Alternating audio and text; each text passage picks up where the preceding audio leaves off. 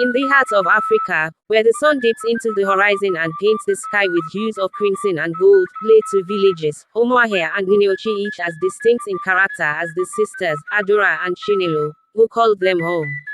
They were as close as the threads of a traditional Igbo fabric, yet fate had woven their lives into different patterns.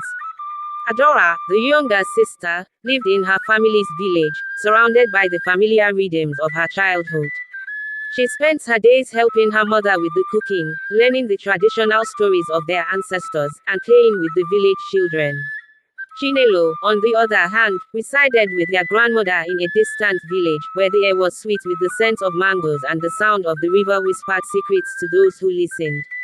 The elder sister Chinelo had been raised in Ineochi by their grandmother, a wise and respected woman, after their mother had fallen ill during Chinelo's childhood. Chinelo thrived under Nneoma's guidance, growing into a beautiful and intelligent young woman. As the years passed, Adora and Chinelo would often meet during festivals and celebrations, their bond growing stronger with each passing day. They shared stories, laughter, and tears, their sisterly love deepening with each reunion. Despite the distance, the bond between the two sisters remained strong, their love for one another unshaken by the miles that separated them. They wrote letters often, and whenever possible, they would visit each other, relishing the moments spent together under the shade of the mango trees that lined their grandmother's compound. When Adora came of age, her beauty and grace attracted many suitors. When Inyoma heard it, despite being the elder sister, she was very happy for her sister. The suitors began to come in numbers, and the village elders and her parents eventually settled on Obina, a young, handsome, and industrious man from a neighboring village. Obina was very charming, that many ladies who saw him were carried away by his physical features, and some even wished he had come for them. Adora was very happy, and she still prayed fervently for God to remember her sister. The wedding preparations were grand, with the entire village of Umuahia buzzing with excitement. Chinelo, however, could not attend the wedding due to a sudden illness.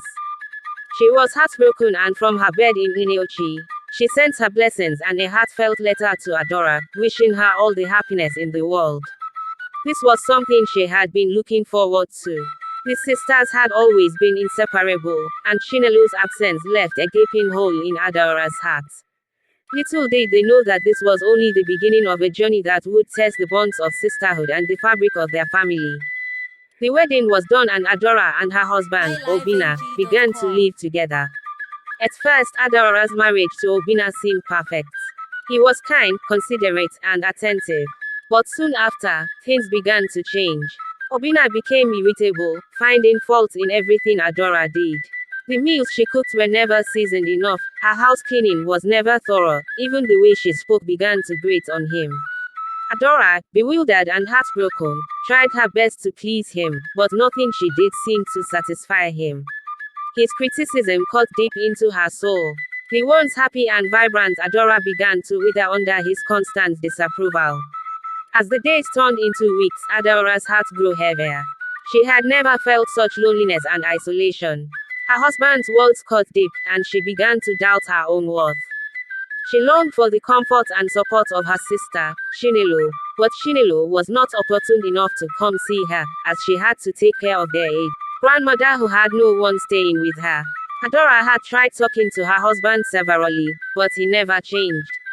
She also had to involve her parents, and Obina would promise to change, but after a few days, he would grow worse. Obina became insatiable, and one day, after a particularly harsh argument, he packed his belongings and left Adora, claiming he was fed up and needed space to think. Adora was heartbroken as she watched Obina leave the house. She had begged him all she could, but Obina's mind was already made up. Adora went back to her parents' house, but promised herself to wait for Obina no matter how long it would take. Obina journeyed to a distant village, one he had heard of but never visited before, Uneochi. Here, he planned to start anew, away from the memories of his failing marriage. In Ineochi, Obina quickly adapted to village life, forgetting everything about his wife, Adora, who was still patiently waiting for him to come back to her. He became a regular at the local market, where he first met Chinelo. Unbeknownst to him, Chinelo was Adora's elder sister. Chinelo, struck by his charm and kindness, found herself drawn to him. They began to spend more time together, and before long, Chinelo discovered she was pregnant. Overjoyed, Obinna proposed marriage, and they decided to travel to Chinelo's family in Umuahia to seek their blessing. But, before then, Chinelo's grandmother had told her that she doesn't like Obinna, but Chinelo's heart was already filled with her love for Obinna, and she was not ready to listen to anyone saying otherwise. As they arrived in Umuahia, the villagers gathered, recognizing Obinna at once. Whispers filled the air as they made their way to Chinelo's family home. When Adora saw them, her heart shattered into 1,000 pieces.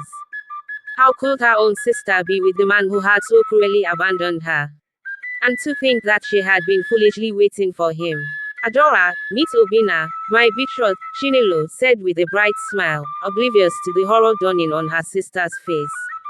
Tears welled up in Adora's eyes and she held Chinelo's hand, pleaded with her. He is my husband, Chinelo.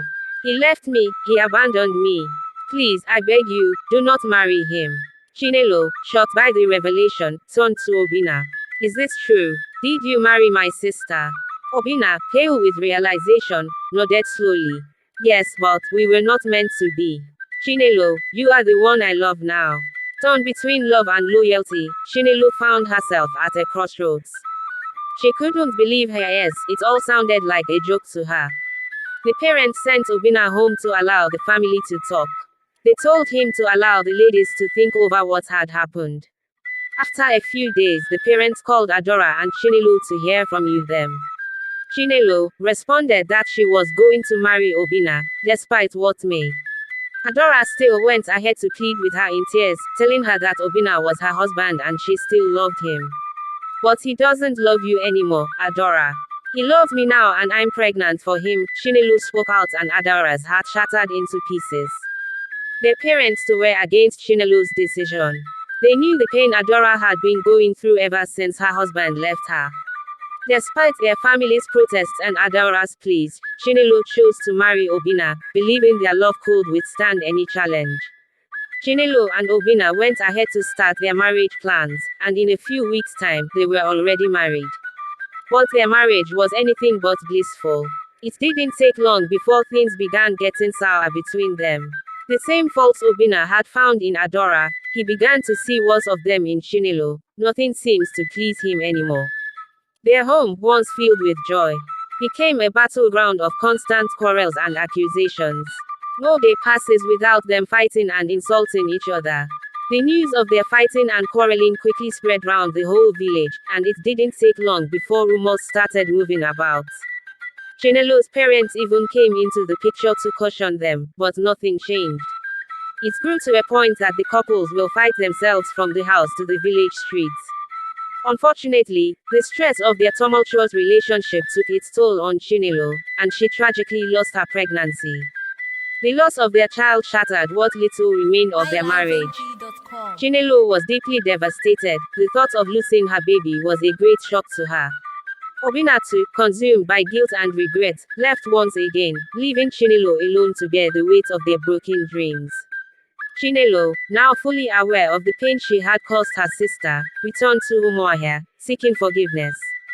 Adora at that point hated to see her sister with her eyes. She remembered how she begged and pleaded with her not to marry Obinna, but she blatantly refused. The hurt Chinelo caused her was unthinkable and unforgivable. This was the sister she could lay down her life for, but she betrayed their love because of a man. But after much pleading, Adora, though still hurt, welcomed her sister with open arms, understanding that they had both suffered greatly. The sisters reconciled, finding solace in each other's company, their bond stronger than ever. As they sat together beneath the mango trees, the sun setting over the hills, they promised to never let anything come between them again. Their parents were very happy for their reconciliation and prayed that God should bless the two sisters with men, right for them.